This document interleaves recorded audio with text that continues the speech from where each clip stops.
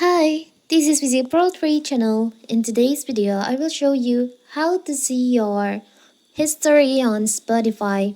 Before you get started, don't forget to subscribe and turn on the notification to keep you updated about this channel. So let's go. If you want to know how to view your Spotify listening history, you're in luck. It's super easy. Maybe you heard a song on shuffle and didn't manage to get to your phone or computer in time to check out the name.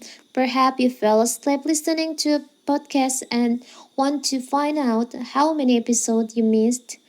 Regardless of the reason, knowing how to see your Spotify listening story is a basic skill when using the streaming service, but you might not be familiar how to do it. But don't worry, in this video I will show you how to do it.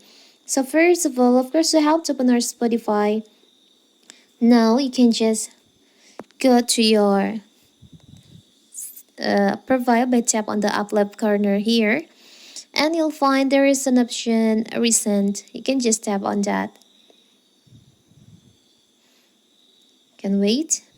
So here's all the playlists and the songs that you have played on your Spotify. Like you can see the history on today, this day, yesterday, and Saturday, Friday. You can check in here.